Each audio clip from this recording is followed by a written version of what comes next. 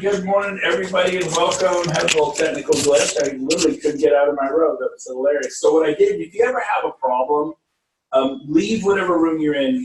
We go back to the welcome area. You teleport out, then you come back in. It usually fixes your sound, fixes whatever issue you have. Just leave the room and come back in. Hey, Rick, look at you. There you are. Mr. Rick Geha, everyone, my special guest today. Rick, how you doing? You got to unmute your mic, brother. I'm doing great. There he is. Yeah, right on. Well, here, since you're standing next to the podium, I'm going to stand next to the podium because we got this thing called the 3-foot rule, and I was a little too close to you. It was making me uncomfortable.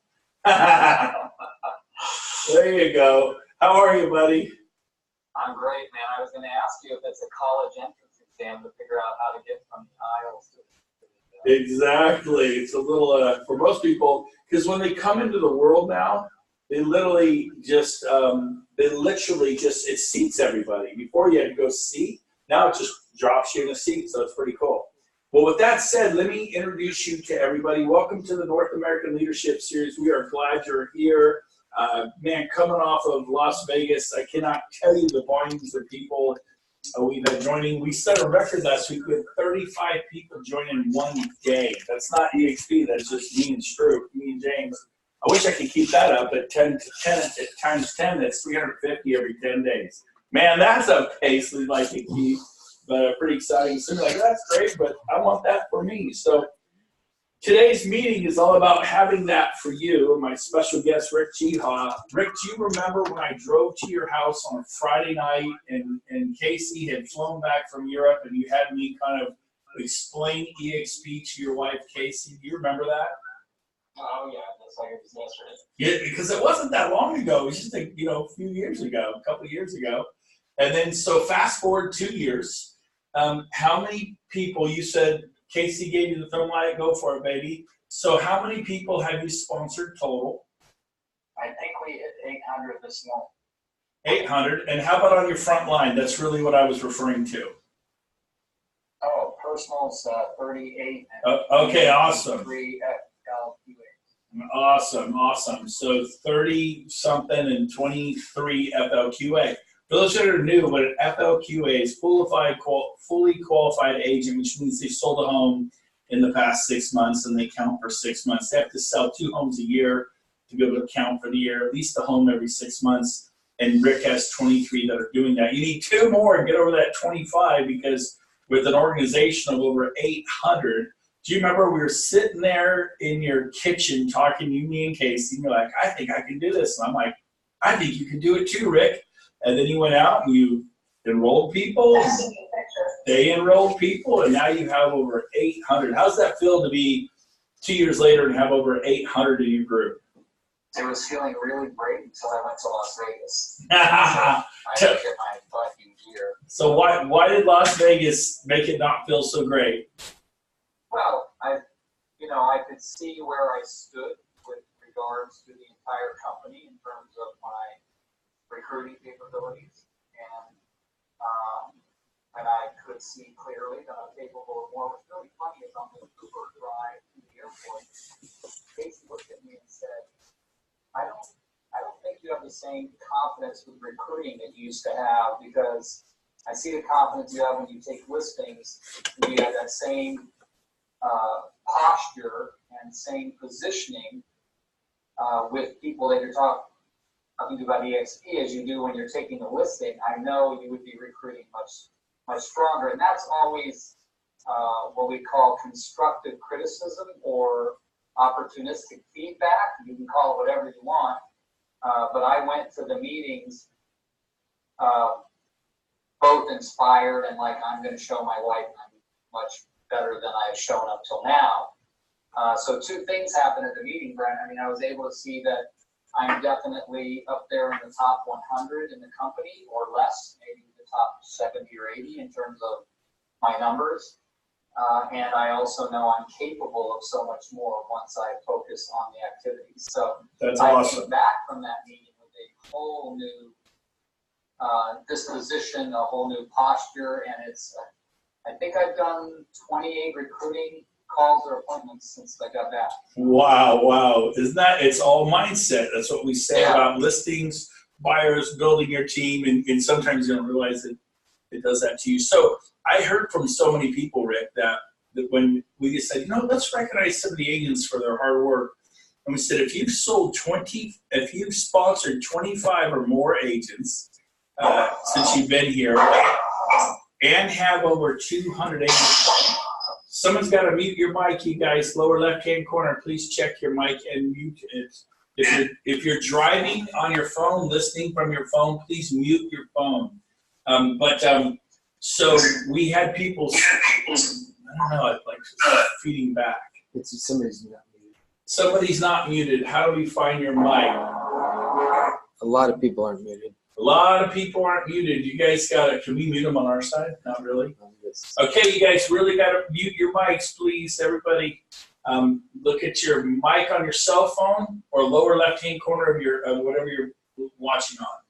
But so where was I? So if you sponsored 25 or more, or you had an organization with over 200, which means maybe you sponsored 15 or 18 or 22, you didn't quite hit the 25. I figure if you got a group over 200, you're worthy. We thought there'd be like 35 across that stage. I think we had more like 70, 75 people.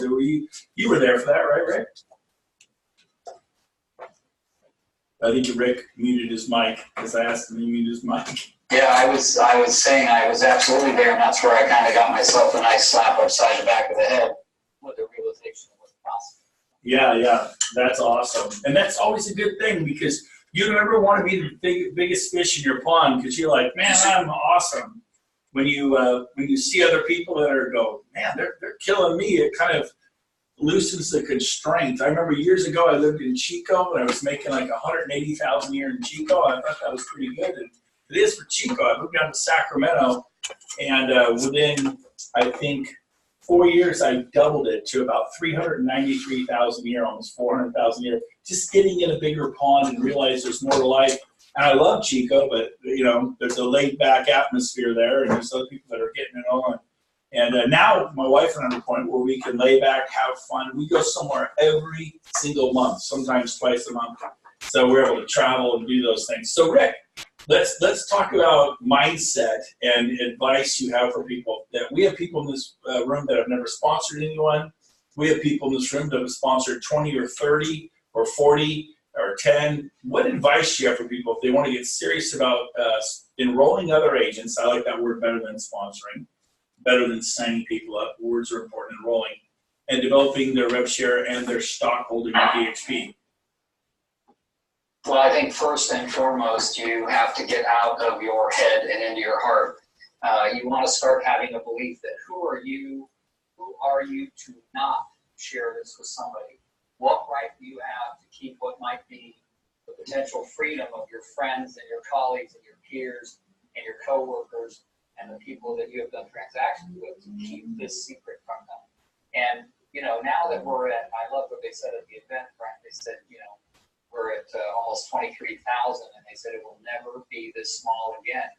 And even our founder said, this is small peanuts compared to where we will be in 10 years. So if you came on recently and you say, wow, I know people who came on, like Brent, I think when you came on, there was 1,600, 1,700 agents. I came on at 2,400 agents, and now there's 10 times that. You don't want to be the person that says, well, most of the people are already in it. There's well over 1.4 million members of NAR.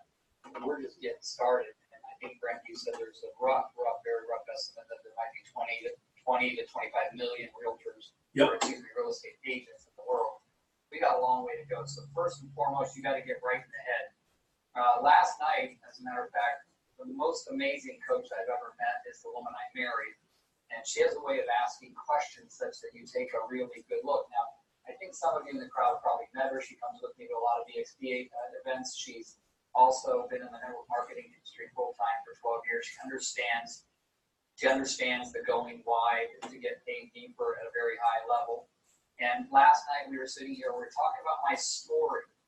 Now, when you get into any network marketing industry, or even when I was at Keller Williams in the day, Mo Anderson used to stand at the front of the room and say, just tell your story.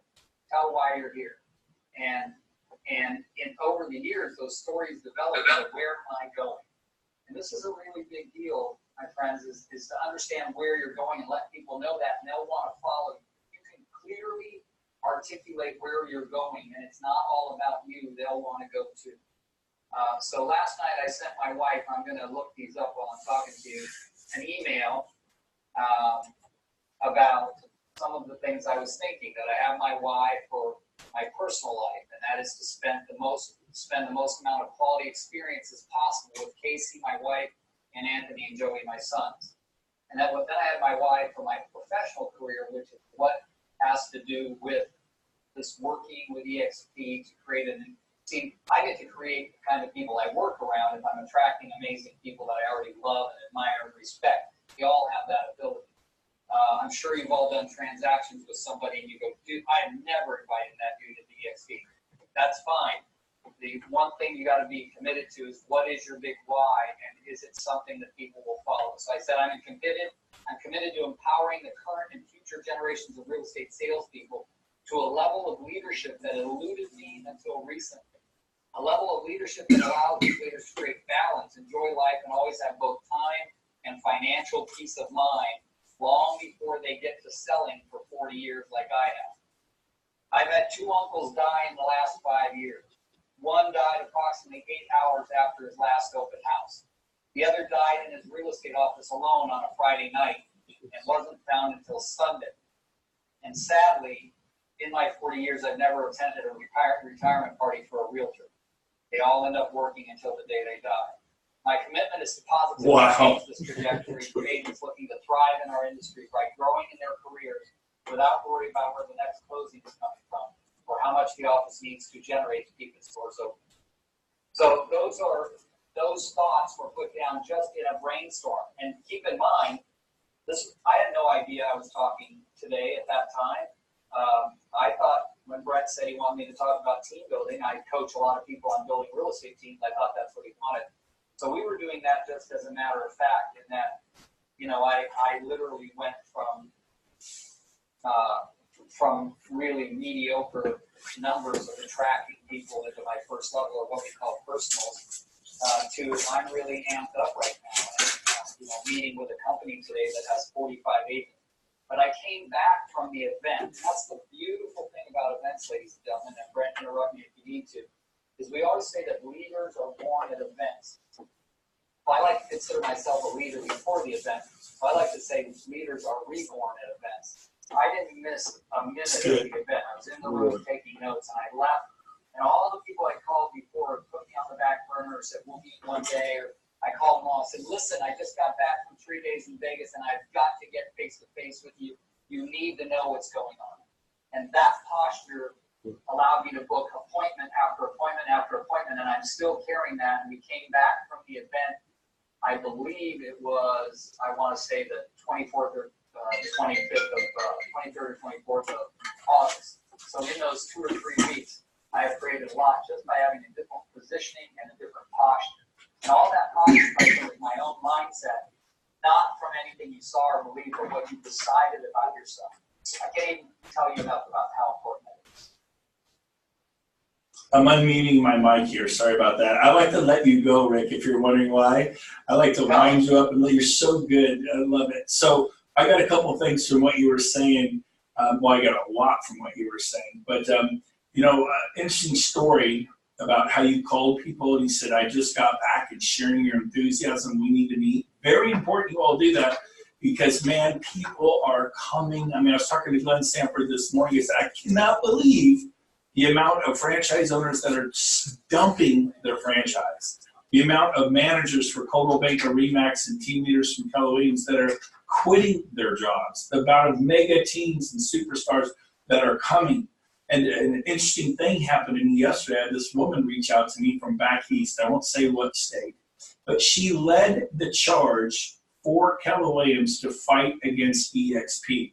She was like the Apostle Paul, right? Going after the Jewish people, if you've read the Bible. And so she was like, EXP is the devil, they're the worst company, don't leave, and blah, blah, blah. And so But after 2 years of fighting against it, she goes, oh my gosh, more and more and more and more superstars are going.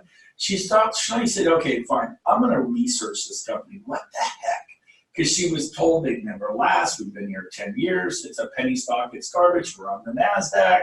You know, blah, blah, blah. And we're getting bigger and bigger. And she realized I'm missing the boat. So she started researching EXP so she could feel better about her dogmatic position against EXP.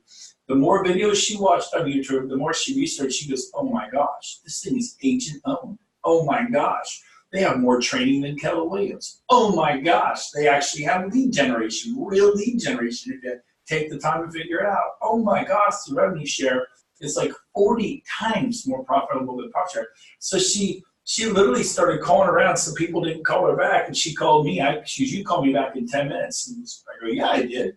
And she said, well, nobody has approached me about EXP. I kind of found it on my own because I was so upset with your company.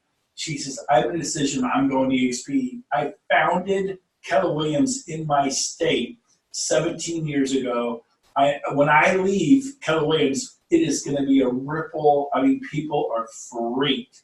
And so, you know, get out there on social media. Get out there so people can find you. Now, this doesn't happen to me. In fact, this has never happened to me. But it's proof that people are watching, and we are Uber before Uber was Uber cool.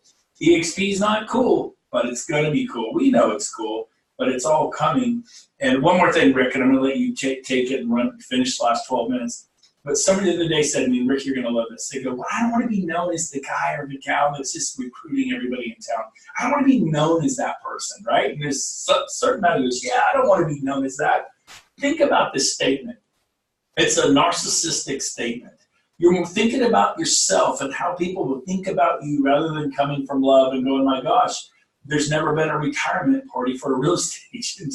Very rarely. It's like, I give up, I'm exhausted, I'm out. I mean, you get a few of those and maybe a happy hour at Applebee's. But I mean, a real retirement party where you're done.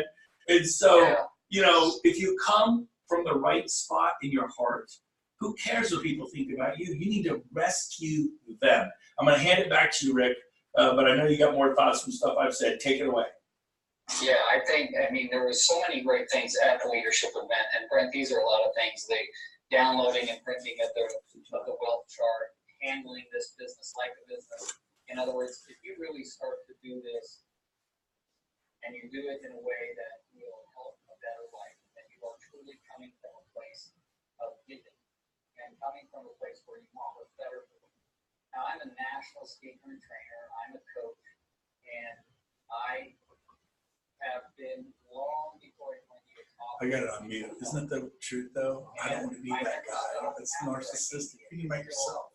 Think about how they need this. I coach franchisees from all different real estate company names. You name it. That's a good one. But I'm always willing to offer people help out of the goodness of my heart and from my time. In fact, out of that, I started a free Friday morning 9 a.m. coaching call. I don't do it every Friday. Fridays I'm not traveling or on a plane. I do it.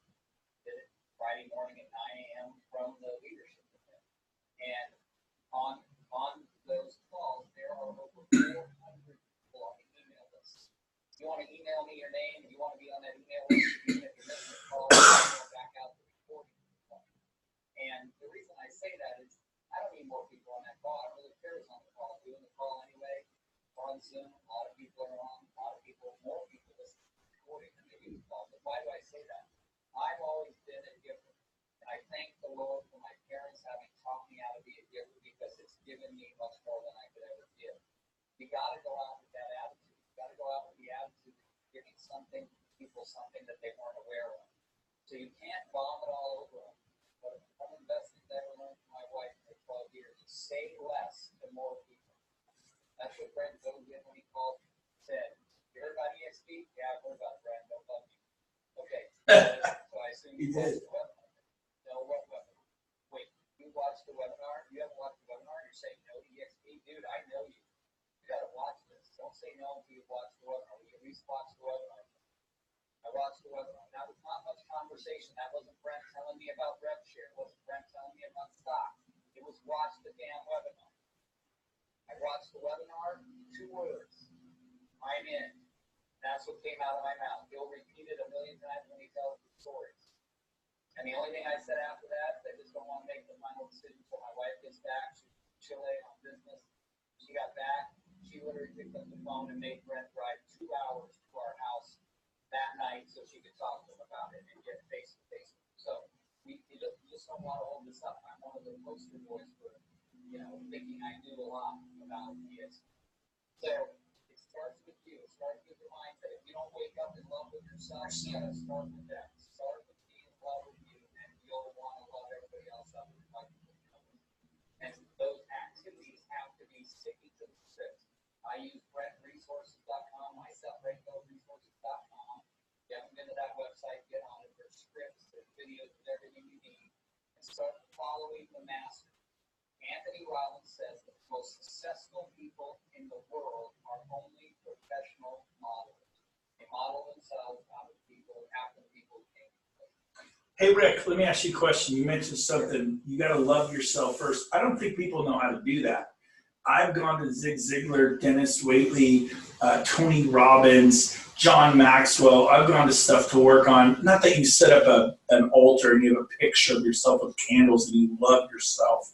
We're not talking about that, but the kind where you don't hate yourself. Rami, who I'm going to recommend her book in a little bit as I'm done reading it, but her childhood was unbelievable. This girl was a foster kid and suffered every abuse you could think of until she was 15, and then still suffered until she was like 26 and got into real estate. Now she was a Tony Robbins coach and a star. Fast forward, she decided in 2008, not that long ago, that she actually liked the person she saw in the mirror. And you got to work at it. And I know you and Casey go to all kinds of personal growth stuff, but if you don't care about who you are, it's hard to care about others, right, Rick? Absolutely. And can I comment a little bit, Brent? Please do. Working on becoming someone who loves yourself. That's where I want you to take it. Yeah. It's very commonly said, it's almost cliche. But let me just say this about that. We all have demons. Nobody knows your demons better than you. You know what you think is in line with your beliefs. You know when you're not being the person you're raised to be, the person you believe is going to be the person to take over the world. I know all this. Over the years, I ignored them. And I was not able to look myself in the mirror. You can look yourself in the mirror. Know that you're doing the very best you know how. In that moment, you will start liking yourself more. The other thing that allows us to help like ourselves more is to start asking people for help and support. One of the greatest presentations of leadership was being president talking about how to ask for support, how to ask for help. Some of the best people out there think they're doing the best they know how, and they've got all kinds of resources around them to do it. When I want something, I go out and I ask for it now because I used to feel guilty for asking. Well, they don't love me if I ask them, or they'll become a piece of butt. That's all my ambition. But I'm constantly giving, so I finally been able to accept that since I'm constantly giving, it's okay to ask for support. And if someone won't be able to give it to me, but if you want to give that support, I can ask others. And that's what you don't do enough. Barry Mathis, somebody I love, that Brent introduced me to, came up to me after leadership and handed me a business card of a lady who was struggling with marketing. I never met her, but Barry Mathis. The place she's struggling, I know she's doing words and guys. I don't know the lady, but based on Barry's recommendation, we got connected on the call. And it changed some of her outlook about the shop, what she needed to do. And remember this, you're one of those people that keep choosing to excuse. While I'm helping everybody else, don't stop now and help yourself now. You all that you can do, you will not be able to help another people in the world that you might be capable of. Once you do yourself, your health, your wellness, your nutrition, your physical well-being, your brain, your work, creating income and finance for yourself. But no, what do we want to do? We want to help people at the expense of ourselves. No, we want to help people because of this. You can't do that. You stop and give yourself all you don't deserve.